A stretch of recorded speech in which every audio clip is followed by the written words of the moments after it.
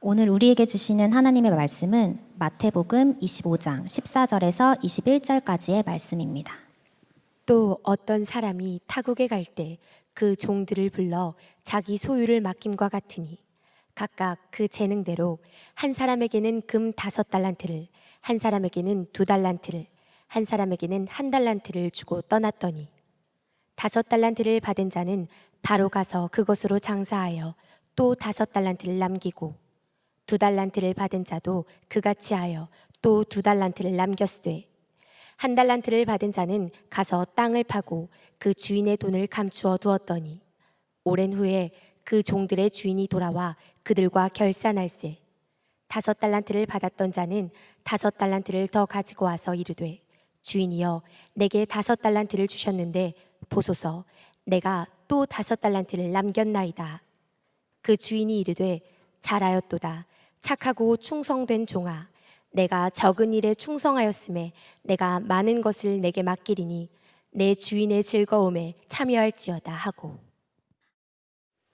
이제 또 한 해가 지나가고 또 새로운 해를 맞게 되네요. 요즘 청년들이 많이 힘들다고들 하는데 제 경험에 비춰보면 어느 때나 다 청년 때가 힘들었던 것 같습니다.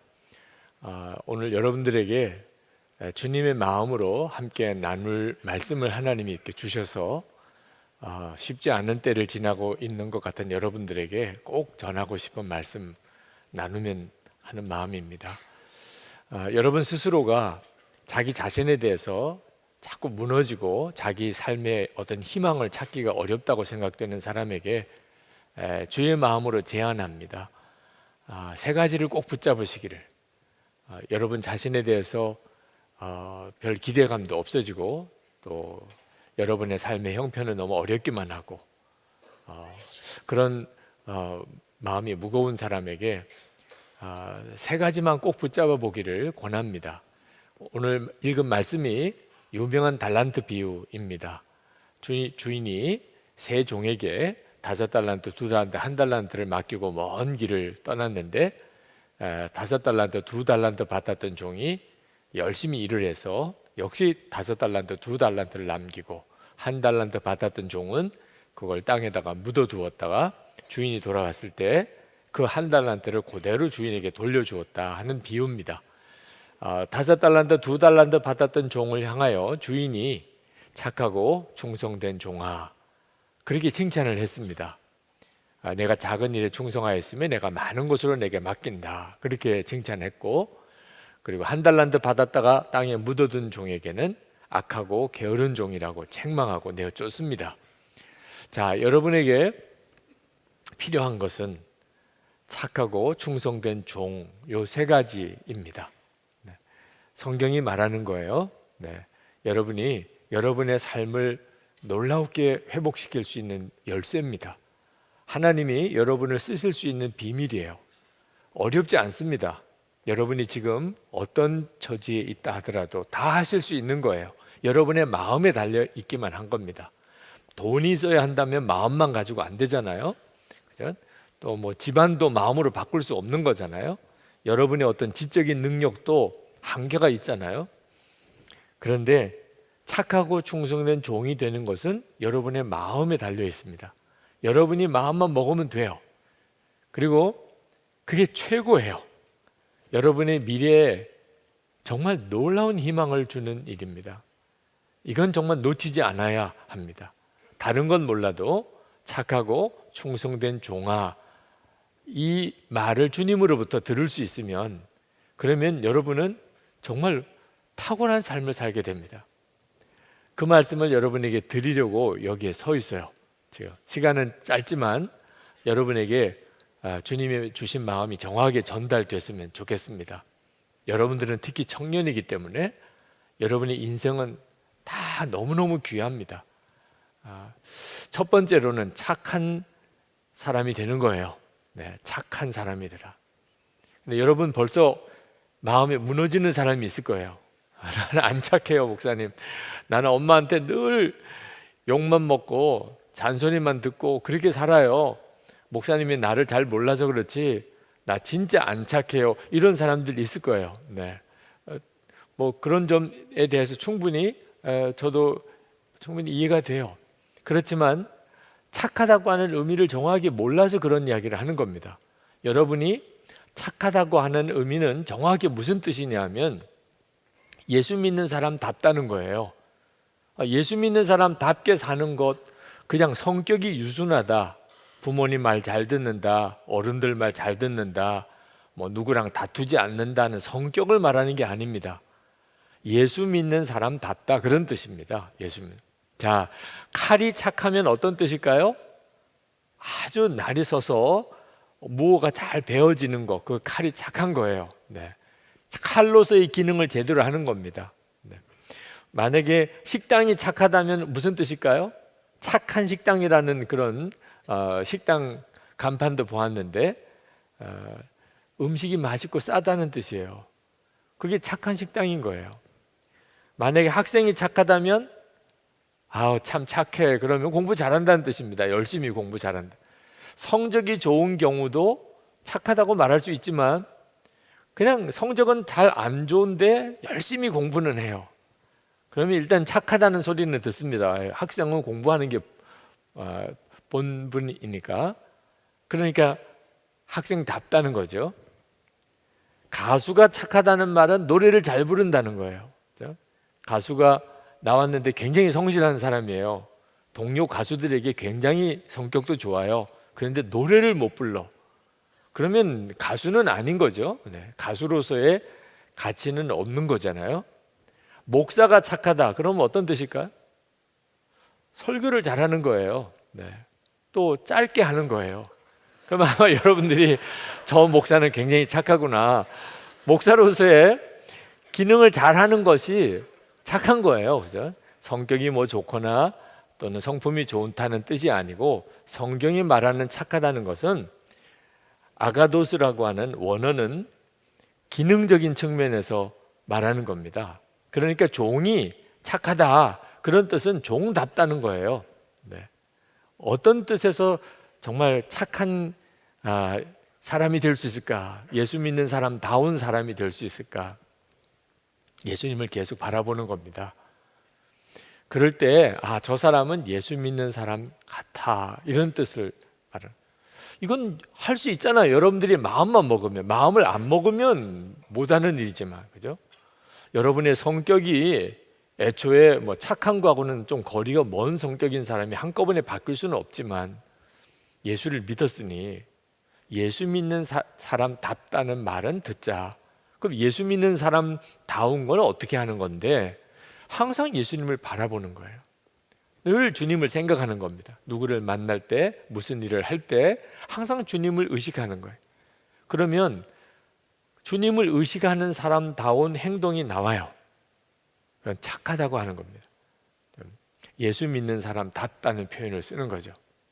5달란트 받은 종, 2달란트 받은 종이 착하다고 표현을 들은 거는 주인이 그렇게 맡기고 떠났어요. 주인 없어요.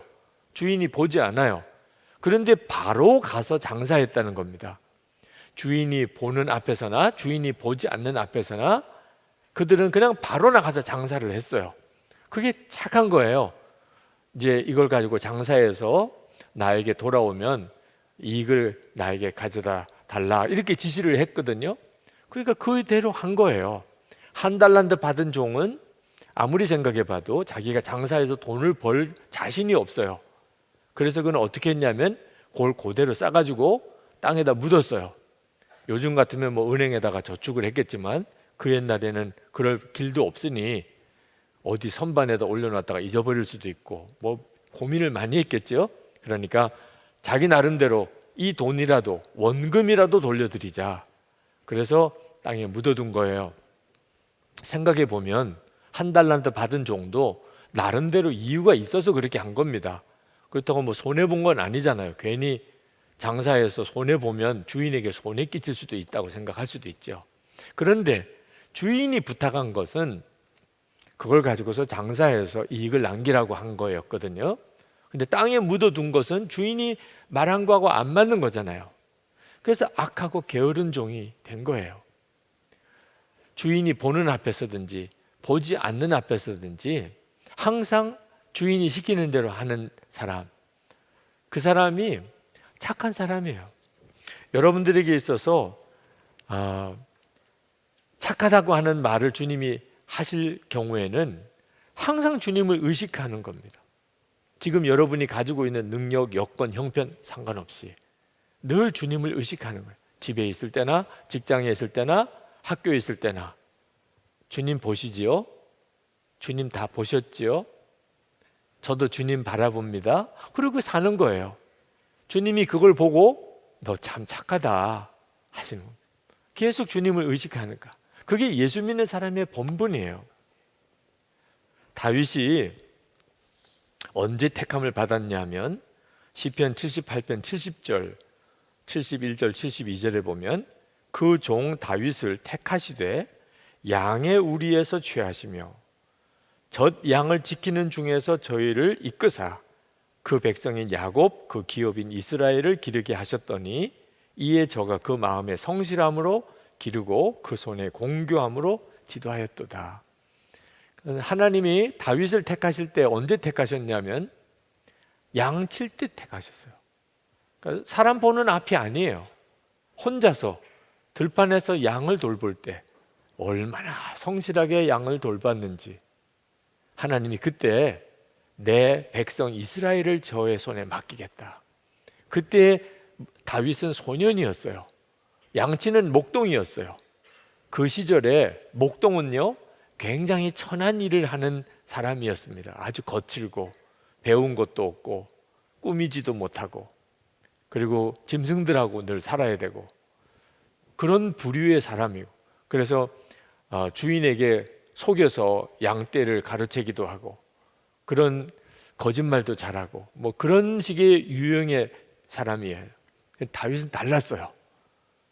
사람이 보든 안 보든 아버지가 지켜보든 안 보든 얼마나 양을 사랑하고 잘 돌봤는지 하나님이 그때 그걸 보고 내가 이스라엘 백성을 저에게 맡기리라. 그리고 왕을 세우신 거예요. 그러니까 여러분이 지금 현재 여러분의 형편과 처지에 대해서 너무 민감하게 반응 안 해도 돼요. 항상 주님 의식해요. 주님이 판단하실 거예요. 지금 여러분의 처지와 형편에서 여러분이 어떻게 말하고 행동하는지를 그것만 바라보세요. 주님은 다 보세요. 네. 그것만 정말 의지해요. 그리고 주님 보시는 앞에서 말하는 것과 행동하는 것처럼 늘 해요. 가족에서 집에서 가족들끼리 있을 때도 항상 주님을 먼저 바라보세요. 직장에서 학교에서 사람들이 있을 때 언제나 주님을 함께 보세요. 오병이어의 기적을 행할 때 예수님께서 5천 명이 있는 앞에서 이들을 어떻게 먹일 것인가 제자들이 걱정할 때 제자들 보고 너희들이 먹이라고 그랬어요. 저들을 먹이라. 그때 빌립이 계산이 빨리 돌아요. 200데나리온이 있어도 이들을 다 먹일 수가 없습니다. 돈이 있다고 해도 지금 당장 떡을 어떻게 빵을 만듭니까? 빌립은 똑똑한 사람이었어요. 그런 뜻에서 유능했지요. 그렇지만 빌립은 주님께서 그 빌립을 쓰실 수가 없었어요.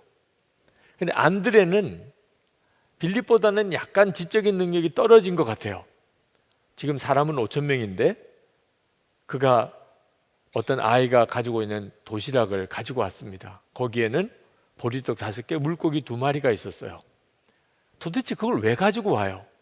지금 먹여야 될 사람은 5천 명이에요. 근데 안드레는 그걸 가지고 왔어요. 어떻게 보면 대책이 없는 사람이죠. 네. 뭔가 좀 계산이 안 되는 사람. 근데 안드레는 주님께서 그들을 먹이려고 하신다는 거 하나에 그냥 모든 걸 걸었어요. 자기 나름대로 계산도 안 돼요. 근데 그걸 가지고 주님께로 왔잖아요. 자기가 할 수 있는 것만 최선을 다한 거예요. 그냥 주님이 원하시는 일 그게 뭘까? 그리고 그 생각만 한 거죠. 그리고 안드레가 가지고 온 보리떡 5개, 물고기 2마리로 5천 명을 먹이고 12광주리를 남겼어요. 그렇게 주님이 역사하시는 겁니다. 여러분이 한 가지에 기대를 거세요. 여러분이 계속 주님을 바라보고 사는 겁니다. 여러분에게 그게 얼마나 중요한지는 아마 살아보면 알 거예요. 지금 그걸 알고 그렇게 살기는 쉽지 않을 겁니다. 그래서 매일 일기를 써보라고 권하지만 아마 어떤 분들은 이게 내 인생을 바꿀 수도 있겠구나라고 붙잡는 사람도 있고, 어떤 사람은 그렇지 않아도 힘들고 바쁘고 할 것도 많은데 무슨 일기까지 쓰라는 거야, 이럴 수도 있겠어요. 근데 여러분이 주님을 계속 의식하고 주님을 바라볼 때가 있고 그렇지 못할 때가 있는 이 기복이 없이, 집에 있으나 학교에 있으나 직장에 있으나 교회에 오나 혼자 있으나 누구랑 같이 있으나 언제나 주님을 의식할 수 있는 사람이 되게 하기 위하여 매일 일기를 써보라고 하는 겁니다. 꾸준히 그렇게 써보기 위해서 서로 나누라고 하는 거예요. 그 사람이 착한 크리스찬이에요. 그리스도인다운 거예요. 서서히 여러분 가족들이나 주변에 있는 친구들이 넌 참 다르게 산다, 너는 진짜 예수 믿는 사람 같아, 너는 언제나 주님을 의식하고 있는 사람이구나, 그게 착한 거예요. 우리 주님이 보실 때 야, 너 정말 착하다, 그건 할 수 있잖아요. 그죠? 네. 두 번째는 충성스러운 겁니다. 충성스러운. 내가 작은 일에 충성하였음에 내가 많은 것으로 내게 맡기리라. 주님이 5달란트 받은 종에게 그렇게 말씀하셨어요. 착하고 충성된 종아, 충성되다고 표현을 했습니다. 여러분이 두 번째 붙잡아야 될 것이 충성스러운 사람이 되는 겁니다. 근데 여러분이 그 말씀도 여러분 마음에 자신이 없는 사람이 있을 거예요. 네. 내가 충성하기가 쉽지 않은데, 내 성격이 뭔가 꾸준히 뭘 못하고 무슨 일을 맡으면 끝까지 완수도 못하는데. 근데 이 충성되다는 말의 정확한 의미는 믿음직하다는 겁니다. faithfulness, 믿음이 좋다, 믿음직하다, 그런 뜻이에요. 정확하게 말하면. 여러분 자신이 믿음직하지 않다고 생각할 수 있을 거예요. 그죠? 그런데 그렇다 하더라도, 여러분 자신이 여러분에 대해서 믿을 수 없다 하더라도 예수님은 믿을 수 있잖아요. 그죠? 네. 그게 바로 열쇠예요. 충성스러운 사람의 뜻은 그 사람 자신이 믿음직하다는 뜻이 아니고 예수님을 정말 믿는 사람이라는 뜻입니다. 예수님을 정말 믿는 사람. 주님을 믿는다는 말, 주님을 정말 믿는다는 뜻은 주님께서 하실 것을 믿고 염려를 안 한다는 거예요. 이것은 여러분에게 있어서 대단히 중요한 도전이라고 저는 생각합니다.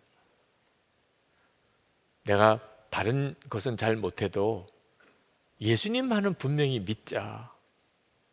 그걸 못해요. 네. 예수님만 믿고 살아보는 거예요. 근데 예수님만 믿는다는 것은 그냥 교회를 다닌다는 뜻이 아닙니다. 걱정을 안 하는 거예요.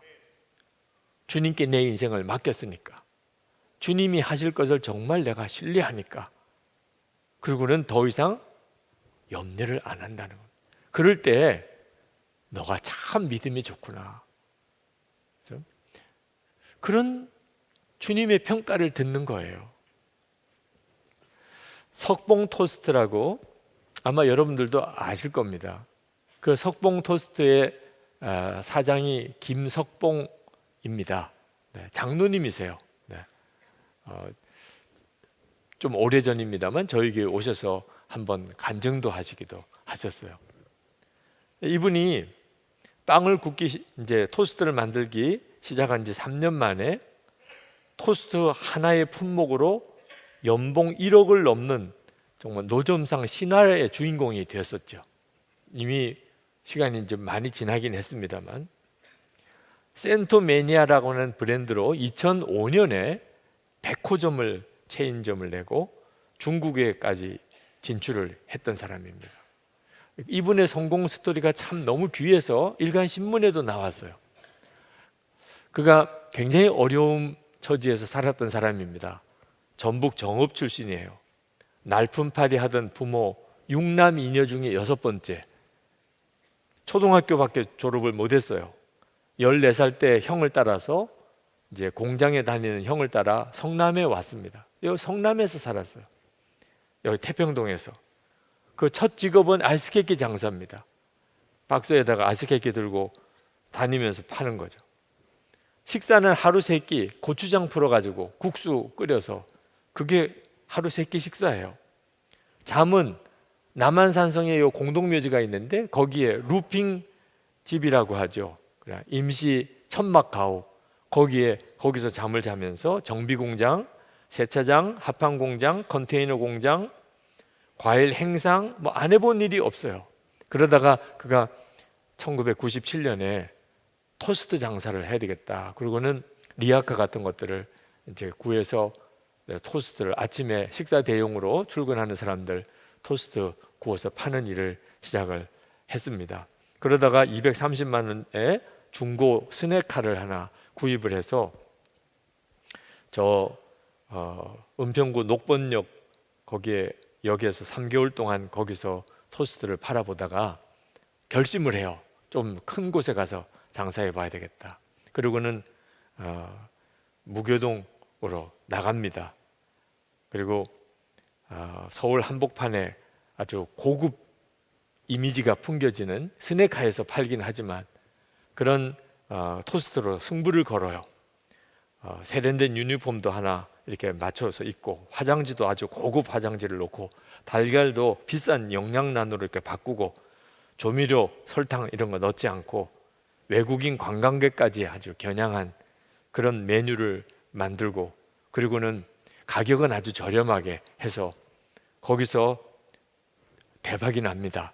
한 달 순수익만 그때 당시로 800만 원이 웃돌 정도로 아주 굉장히 인기를 끌게 됩니다. 새벽 6시부터 오전 11시까지만 토스트를 구워서 팔아요. 오후에는 토스트 한 100개쯤을 만들어서 그걸 가지고 노숙인들, 거리의 노인들 그들에게 나눠주고, 그리고 오후에는 고아원, 어린이집 거기에 찾아가서 인형극 봉사도 하고 뭐 이렇게 장사를 하기 시작을 합니다. 그렇게 열심히 한 3년 동안 장사가 꽤 잘 됐다가 이분이 암 진단을 받아요. 그래서 완전히 무너질 절체절명의 위기에 빠집니다. 그래서 위 3분의 1을 잘라내게 되죠. 근데 이런 큰 위기도 겪지만 그가 그 다음에 다시 이번엔 체인점 사업을 합니다. 무교동에서 한번 반응이 좋다는 것을 알고는 체인점 사업을 시작을 했는데 이 체인점 사업이 또 너무너무 잘 됐어요. 체인점을 시작을 했지만 보증금 안 받고 로열티 안 받고 그냥 재료만, 노하우만 공급하는 형태의 체인점이니까 그 점주들도 얼마나 좋겠어요. 근데 조건은 딱 하나예요. 체인점 각 점주들과 함께 오후에 주말이 되면 고아원, 양로원 찾아가서 무료로 토스트 구워서 거기에 고아원, 양로원 거기에 공급하는 겁니다. 복지시설 그렇게 찾아가서 토스트를 공급하는 거예요. 그게 유일한 조건이에요. 보증금도 안 받고 무슨 로열티도 안 받고. 그러니 사실 이분도 살기 굉장히 어려웠겠죠. 장사는 잘 되는데 집은 전셋집에서 그저 그거 하나도 빵 재료들 창고 겸해서 해야 되니까 아들 넷 6식구가 아주 방 2개에 나눠서 사는 정말 옹색한 삶을 살기는 했지만 사업은 굉장한 반응을 일으켰어요.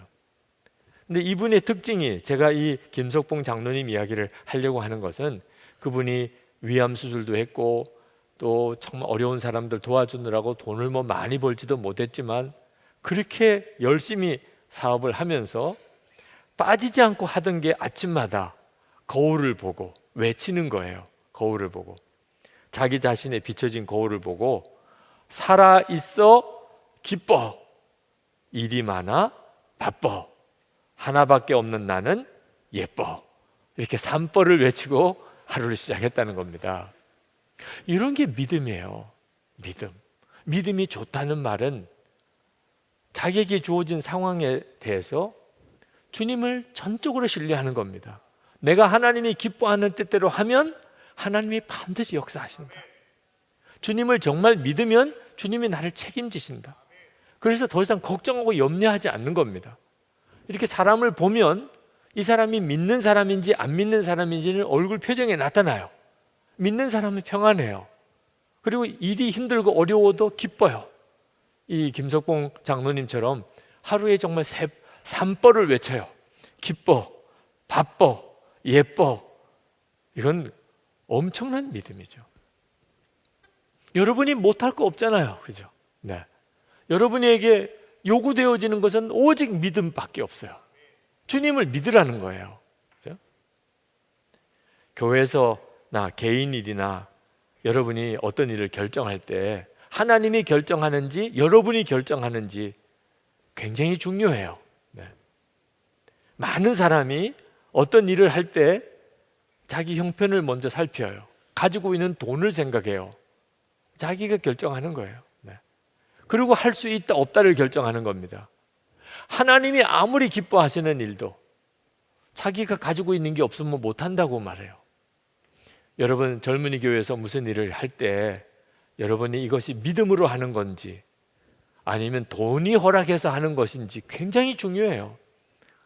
여러분 이왕 이렇게 교회를 여러분들이 한번 세워가 보기로 했다면 믿음으로 하나님이 기뻐하시니까, 그러니까 하나님이 공급하실 거예요. 그게 진짜 하나님이 기뻐하실 일인지 아닌지만 철저하게 여러분이 스터디하고 함께 기도하고, 이건 주님이 진짜 기뻐하시는 일이고 우리가 해야 될 일이야. 그러면 그 다음에 믿음을 써야 되는 거예요. 김진홍 목사님이라는 분이 계시죠? 그분이 한때는 참 빈민사역 크게 하셨던 분입니다. 그분의 일화가 제게 참 인상 깊게 남아 있어요. 그가 정말 대책이 없는 어려운 사람들을 사역을 많이 했는데 그에게 있어서 3가지 결정의 기준이 있다는 겁니다. 하나는 이것이 주님이 원하시는 일인가? 2번째는 우리가 해야 될 일인가? 3번째는 지금 해야 될 일인가? 이 3가지만 확인하면, 그렇다 그러면 그냥 시작하는 거예요. 돈 없어도 주님이 원하시는 일, 우리가 해야 되는 일, 지금 해야 되는 일, 그러면 하자. 왜? 결정은 주님이 하시는 거예요. 그러면 그 다음에 참 신기하게 하나님이 도울 자를 붙이시고 필요한 재정을 채우셔서 역사를 이루어내셨다는 거죠. 여러분도 정말 참고할 만한 기준이에요. 개인의 일이든 교회의 일이든 우리는 믿음으로 사는 사람입니다. 한 번은 어느 재정 담당자가 돈이 없다고 그러더래요. 그래서 말은 똑바로 해라. 돈이 없는 게 아니고 돈이 안 보입니다. 돈은 하나님이 가지고 계셔요. 그죠? 하나님이 원하는 일, 우리가 꼭 해야 되는 일, 지금 해야 되는 일이라고 했는데 돈이 없어요. 그건 돈이 없는 게 아니고 지금 안 보입니다. 그래서 목사님 돈이 안 보입니다. 그렇게 이야기해야지. 그렇게 이야기를 했더니 다음 날 목사님 돈이 보입니다. 뭐 그런 일화를 이야기를 했는데 무슨 동화 같은 이야기인가? 근데 여러분이 실제로 여러분의 삶 속에서 경험해 봐야 돼요. 개인적인 삶에서 쉽지 않다면 교회에서 경험해 봐야 돼요. 그래서 여러분이 셀 모임도 하는 거예요. 또래 모임도 하는 거예요. 교회 일도 해보는 거예요. 교회 일을 하면서 경험해 봐야죠. 주님을 진짜 믿었더니 주님이 정말 역사하셨구나. 그래야 여러분 자신의 문제에도 적용할 수 있잖아요. 그 재미로 교회 일 하는 거잖아요. 진짜 예수 믿는 믿음 하나, 그 사람이 충성스러운 사람이에요. 주님을 진짜 믿는 거. 끝으로 3번째는 종이 되어야 합니다. 종. 여러분 모두는 사실은 다 주님의 종이에요. 왜? 예수님이 왕이시니까. 우리의 신앙 고백이잖아요. 예수님은 왕이시죠. 그 말은 우리는 종이라는 뜻입니다. 여러분이 이 사실을 믿음으로 받아들이느냐 안 받아들이느냐 하는 것만 차이가 있는 거지, 여러분은 다 주님의 종이에요. 근데 여러분 중에는 왜 내가 주의 종이 되어야 되나, 목사님은 할 수 없이 그렇다 하더라도 나는 아니에요. 이런 분도 있을 거예요. 부담스러운 거죠. 사실 누가 종 되는 게 좋기만 하겠어요. 그러니까 너무 한쪽으로만 생각하는 겁니다. 주님의 종이니까 이제는 내 마음대로 못해요. 시키는 대로 해야 돼요. 그렇게 생각만 하면 좀 답답하게도 느껴질 수 있지요. 그렇지만 주님의 종이 되는 일이 얼마나 재밌는 줄 아십니까? 여러분의 차원의 삶이 아니에요. 이제는 예수님 그분의 차원의 삶을 사는 거예요. 주님의 종이니까. 주님의 종이니까 주님이 책임져요. 왜 여러분이 원하는 대로 살지 못하고 얽매인다는 차원으로만 생각하나요? 이왕 한번 사는 인생인데 예수님께서 마음껏 역사하시는 차원의 삶을 살아보는 게 얼마나 좋아요. 생각할수록 감사한 일이에요.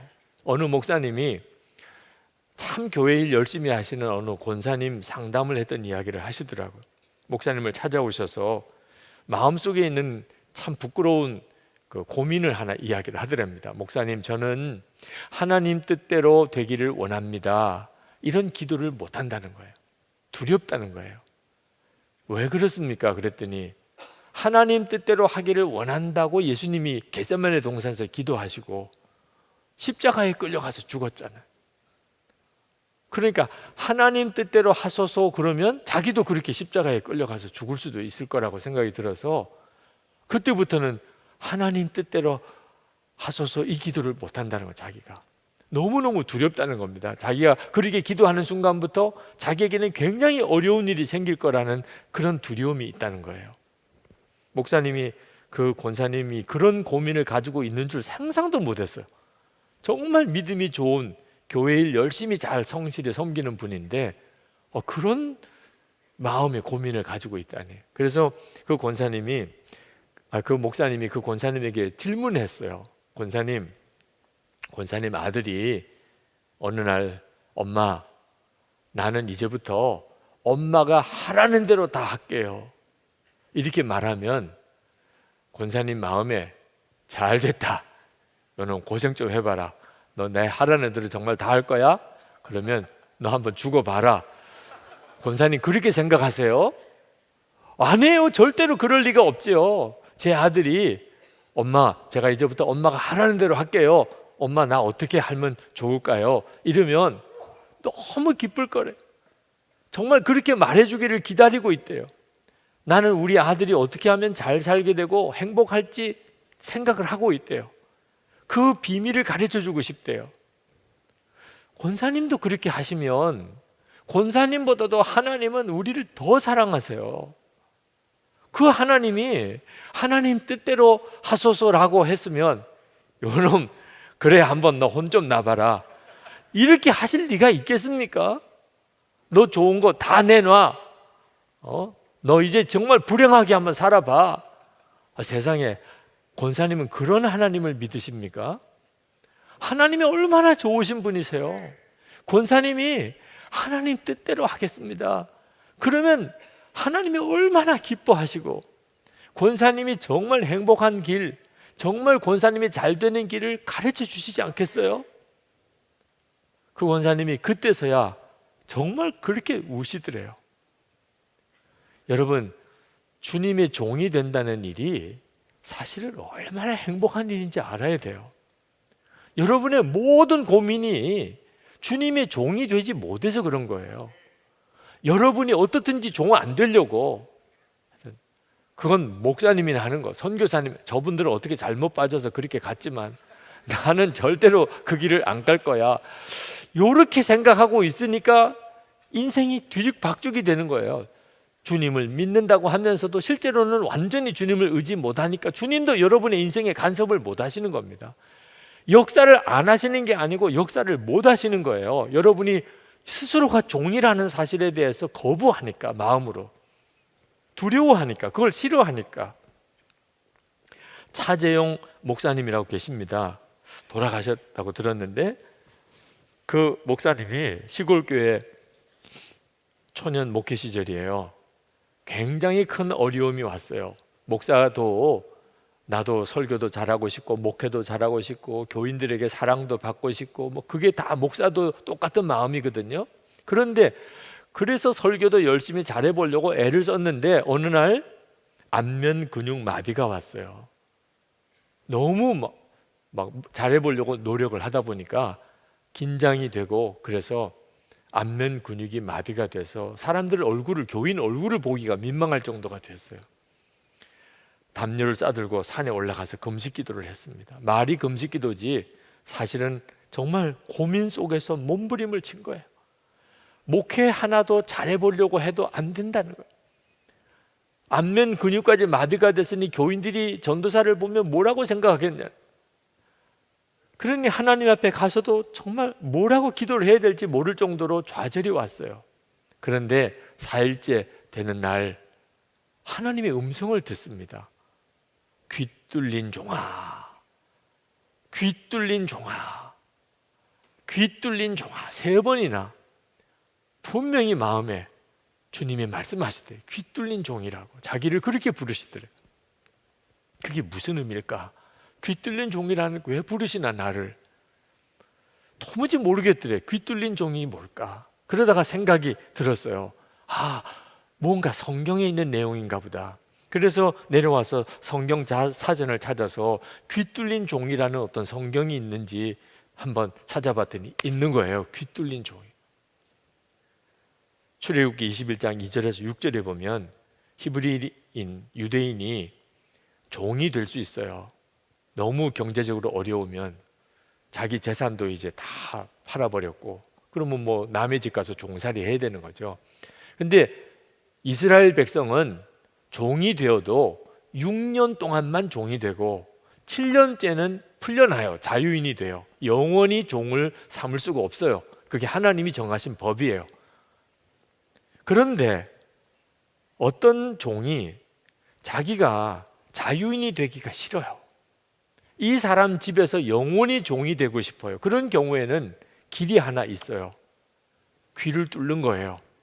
그러면 그때부터는 자유인이 될 수가 없어요. 그 집에 영원히 종이 되는 겁니다. 그런 경우에 귀 뚫린 종이 되는 거예요.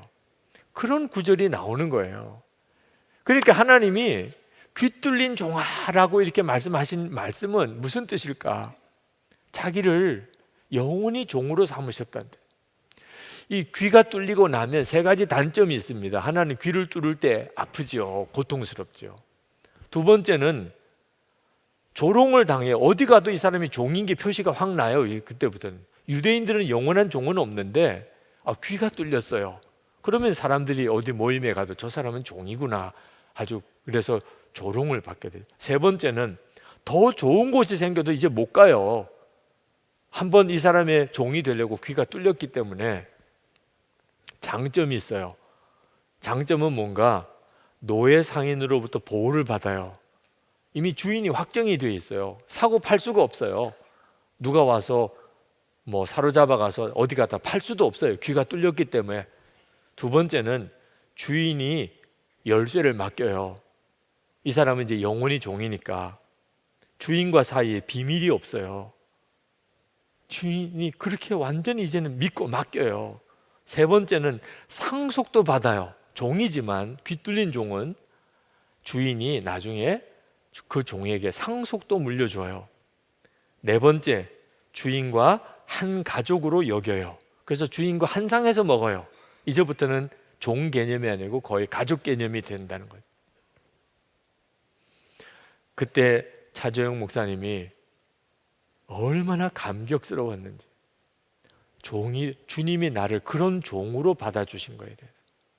그리고 안면 근육 다 풀리고, 그리고 그 다음부터 진짜 주님께 종으로서 자기를 맡기고 목회를 하셔서 참 존경받는 정말 훌륭한 목회를 하셨어요.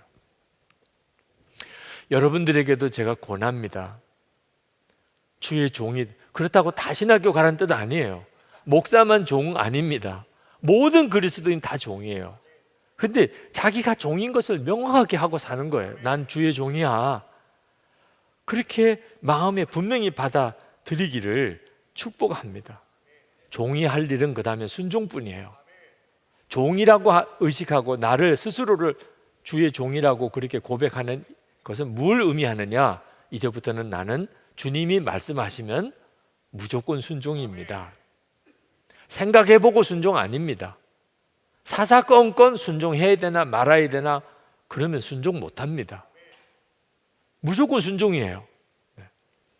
여러분 오늘 셀 모임 한다는데 그럴 때 오늘 가야 되나 말아야 되나 생각하는 사람이 있을 거예요. 이런 사람은 종 아니에요. 종인 사람은 오늘 셀 모임이래. 그럼 뭐 당연히 가는 거예요. 네. 그럼 뭐 하나님이 참석하라는 말씀하고 똑같으니까 광고를 들었으면 더 이상 고민이 없어요. 네. 미리 이미 하나님 앞에 순종을 주님께 고백을 한 사람이니까 나는 종이니까 오늘 오후에 내가 무슨 약속이 있는데 아니지 주님이 오늘 셀 모임 가래 이런 스타일인 거예요. 그러니 한편 생각하면 상당히 좀 부담스럽죠. 그렇지만 한번 살아보세요. 그렇게 한번 살아보세요. 그러면 여러분이 계획했던 인생과 비교할 수 없는 주님의 인생을 여러분이 경험하게 돼요. 로마서 15장 17절 18절에 이렇게 말하면 사도 바울이 자기에 대해서 이야기한 거예요. 그러므로 내가 그리스도 예수 안에서 하나님의 일에 대하여 자랑하는 것이 있거니와 그리스도께서 이방인들을 순종하게 하기 위하여 나를 통하여 역사하신 것 외에는 내가 감히 말하지 아니하노라. 사도 바울이 자기의 사역에 대해서 자랑할 게 있대요. 자랑할 게. 사도 바울이 자랑하지 말라고 그랬으면서도 자랑할 게 있대요. 그게 뭐냐? 주님이 나를 통해서 역사하신 것. 그건 정말 자랑하고 싶다. 사실은 주님을 자랑하는 거죠. 근데 그렇게 살아내는 게 얼마나 놀라워요. 주님이 나를 통해서 역사하죠. 집에서 가족들에게 주님이 나를 통하여 역사. 아버지에게 주님이 나를 통해 역사하시고 엄마에게 주님이 나를 통해 역사하시고 여러분 같은 교인들끼리 젊은이 교회 지체들끼리 주님이 나를 통해서 그에게 역사하시고 주님이 나를 통해서 무슨 일을 하시고 그게 종이에요. 계속 주님의 일을 경험하는 거예요. 그런 놀라운 삶을 여러분 보고 뭘 충성하라 그런 뜻으로 말씀하신 게 아닙니다. 여러분에게 뭔가를 좀 하나님이 얻으시려고 부려먹으려고 그렇지 않아요. 여러분을 통해서 일하고 싶으실 분이에요. 집에서도 직장에서도 학교에서도 교회에서도 주님은 여러분을 통해서 일하고 싶은 거예요. 그게 종인 거예요. 여러분 스스로가 아무리 좋은 의도를 가지고 일을 해도 여러분의 능력은 한계가 있어요. 그런데 주님이 여러분을 통해서 일하시면 여러분의 능력의 한계 아무 의미가 없어요. 여러분이 뭐 재주가 있다 없다 집안이 어떻다 능력이 어떻다 아무 의미가 없어요. 주님이 하시는 거니까 여러분을 통해서. 가나온인 잔치집에 물이 포도주가 됐는데 연회장이 뭐 기가 막혀서 어떻게 이런 좋은 포도주가 났냐 아무도 몰라요. 어디서 그런 좋은 포도주가 나왔는지. 근데 누구는 안다 그랬어요? 물 떠온 하인은 알더라 그래요. 주님이 하라는 대로 시켜서 물 항아리에다가 물을 채우고 그 물을 떠다가 연회장에 갖다 주라. 그래서 갖다 준 그 하인들은 어떻게 된 일인지 다 알았어요. 주님의 종만이 지금 이때도 주님이 역사하고 계시다는 걸, 주님이 내 인생 가운데도 함께 계시다는 걸 주님의 종으로 살아본 사람만 알아요. 제가 부산에서 목회할 때 한 번은 각 교회 청년부 그리고 선교단체, 캠퍼스 청교단 연합 집회가 부산 외국어대학 운동장에서 있었습니다. 그때 서울에서 홍정길 목사님이 강사로 오셨던 것 같아요. 제가 그 학원 복음화 협의회 공동 대표였습니다. 그날 기도를 맡았어요. 그 저녁 집회가 열렸는데 뭐 많은 대학생들이 또 각 교회 청년부가 그 외국어대학 운동장에 쫙 모여서 집회를 했어요. 근데 약간 비도 와서 땅이 조금 젖어 있었지만 집회하기에는 어려움이 없었는데 찬양을 인도하는 찬양 인도자가 일어나서 다 찬양을 하는데 우리 다 무릎을 꿇고 기도하자는 거예요. 하나님 앞에 이 부산 땅에 하나님의 부흥이 오기를, 이 부산 땅의 교회마다 청년들의 부흥이 오기를, 선교단체 캠퍼스마다 하나님의 부흥이 오기를 기도하자. 그런데 얼마나 마음들이 다 뜨겁고 간절했는지 다 아멘하고, 그리고 그 운동장 바닥에 무릎을 꿇는 거예요. 청년들은 뭐 흙바닥에 무릎을 꿇어도 괜찮을 만한 복장으로 온 것 같아요. 내가 보니까 대부분 청바지 같은 걸 입고 왔어요. 근데 저는 그날 대표 기도를 맡아서 주일 예배 때만, 그때만 딱 입고 집에 가면 벗어놓는 양복을 입고 가서, 이게 보통 집회가 아니잖아. 그 큰 집회에 대표 기도를 맡았으니 옷이라도 제대로 갖춰 입고 가야지. 그리고 이제 양복을 입고 갔거든요. 근데 이게 바닥이 흙바닥이에요. 순서 맡은 사람은 이제 철 의자에 이렇게 앉아서 있기는 했는데, 무릎을 꿇자고 하니까 양복이 당장 걱정이 되는 거예요. 이게 내가 무릎을 꿇어야 되나 말아야 되나, 이런 순간의 갈등이 오더라고요. 근데 그때 하나님의 책망을 받았어요. 그 정말 짧은 순간이에요. 그러니까 내가 무릎을 꿇어야 돼? 그냥 의자에 앉아서 기도하면 안 될까? 뭐 이러고 있는데, 이놈아, 지금 양복이 문제냐? 양복이. 지금 기도 제목이 부산 땅에 부흥을 달라는 거예요. 제가 부산에서 목회할 때만 해도 부산이 정말 복음 전하기 어려운 땅이었어요. 미신이 많고 불교세가 강하고. 지금은 굉장히 많이 바뀌었더라고요. 그렇게 답답해하면서 하나님 여기에도 부흥을 주세요, 그렇게 그랬던 사람 중에 한 사람이었는데, 막상 무릎을 꿇고 기도하자고 하는데 청년들은 다 무릎 꿇고 쭉 하고 기도가 벌써 들어갔는데, 목사인 저는, 그날 대표 기도를 맡은 목사인 저는 순간 갈등을 하면서 무릎을 못 꿇고 있는 저의 모습, 그게 얼마나 제가 창피하고 정말 말도 안 되는 일이잖아요. 그래서 무릎을 꿇었어요. 이왕 꿇는 거 확 꿇었어요. 뭐 구겨지고 더럽혀지고 하는 거 뭐 아무 상관 없었어요. 주님이 정말 제가 기도하는 기도대로만 응답해 주실 수 있다면 그게 무슨 상관이에요. 그때 손을 들고 주여 하고 부르짖을 때 처음 제 삶 속에 그렇게 강하게 불이 가슴에 확 밀려 들어오는 경험을 처음 했어요. 여러 많은 경우에 간증도 듣기도 했어요. 뭐 기도 중에 불이 임했다 이런 간증을 많이 들었는데, 진짜 불덩어리 같은 게 가슴에 밀려오는데 부산 땅 전체가 가슴에 품어지는, 뭐 울려고 해서 운 것도 아니에요. 그냥 기도 자체가 그냥 통곡이고 울음이에요. 저는 저 개인적인 간증이에요. 요즘에 부산에 뭐 부흥이 있고 뭐 이런 거 다 그때 제 기도 때문에, 그때 그 기도 때문에. 딴 사람들은 아마 모를 거예요. 하나님 앞에 가서 확인해 봐야 알겠지만. 근데 단순히 그저 뭐 그런 식의 이야기가 아니고, 저 개인적으로 순종은 이런 역사를 가져오는 거구나. 주님께 순종하면 그 과정은 굉장히 어려워 보여요. 근데 그 뒤는 말할 수 없는 세계가 열리는 거예요. 그걸 못해요. 종으로 살아보는 거예요. 종으로. 여러분의 삶, 지금까지 여러분이 뭐 20년, 30년 살아왔을 거예요. 그쯤 살았으면 이제 결론이 날 때가 됩니다. 내 계획과 생각대로 살면 되나 안 되나. 20, 30년 정도쯤 살아보면 이제 거의 결정 났어요. 여러분의 지금의 삶에 만족합니까? 그동안에 여러분 나름대로 꿈도 가졌고 노력도 했잖아요. 그런데 20, 30년 지났어요. 근데 지금 별로예요. 너무 실망스러워요. 그러면 결론이 뭐예요? 앞으로 50년 뒤에도 똑같아요. 별로예요. 더 나빠질 것만 남았어요. 네. 여러분 그렇게 살고 말 겁니까? 이제 결론 내려야 돼요. 그동안의 내 삶이 어땠는데? 내가 주인이었어요. 난 종 아니에요. 어떻든지 내가 하고 싶은 거, 되고 싶은 거 그렇게 살아왔잖아요.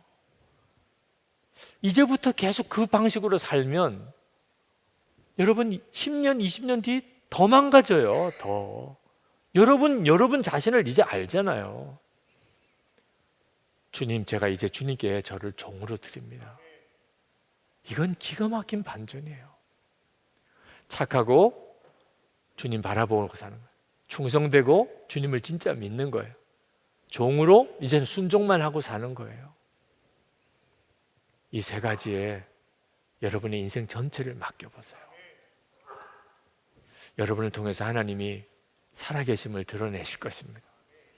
올해 마지막 주일인데 여러분 2020년을 이 세 가지를 붙잡고 시작해 보세요. 주님, 제가 그렇게 하겠습니다.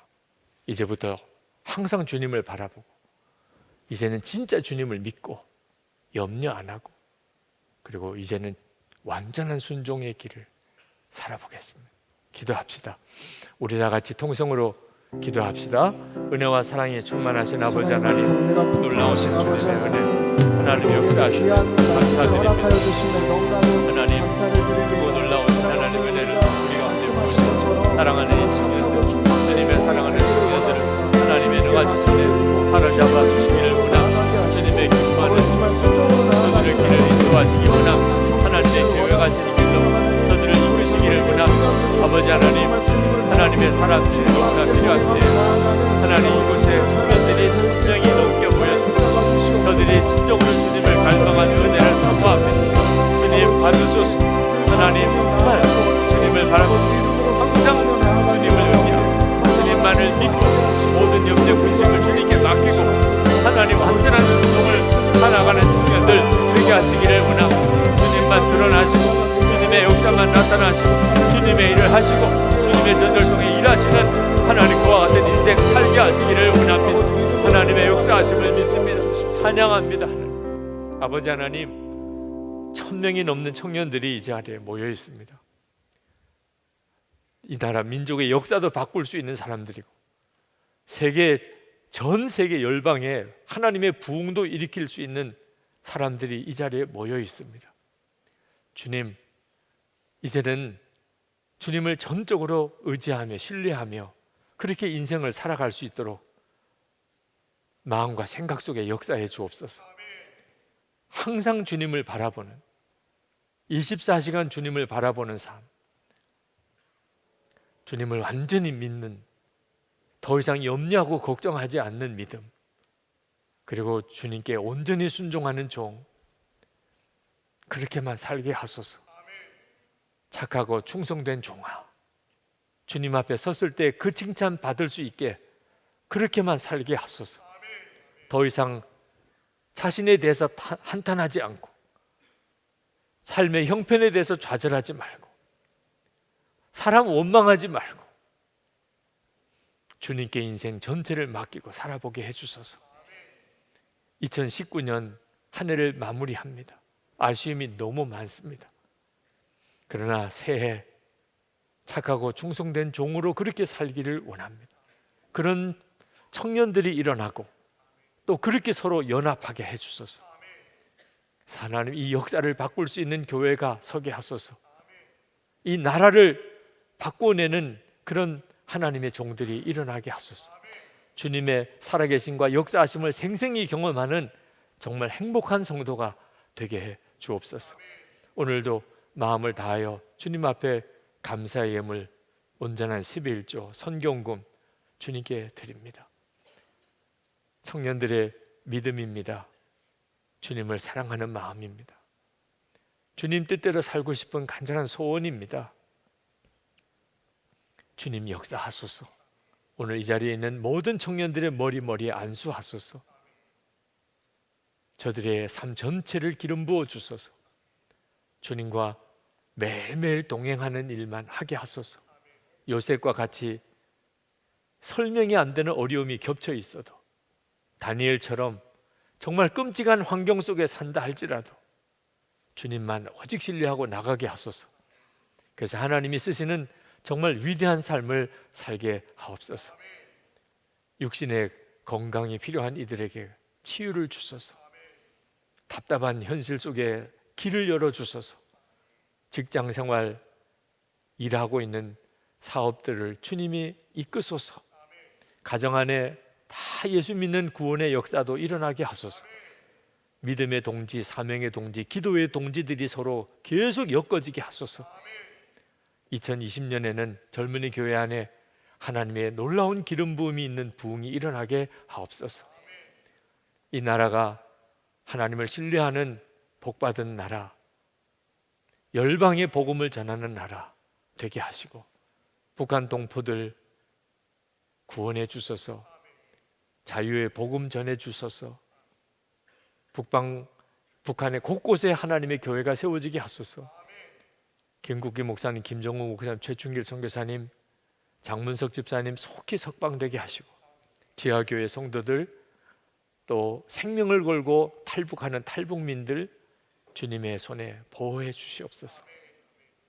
열방에 나가 있는 선교사님, 그 가정을 지키시고 핍박당하는 교회 성도들에게 하늘의 문을 열어 주의 위로가 넘치게 하여 주옵소서. 주 예수 그리스도 이름으로 간절히 기도합나이다. 아멘.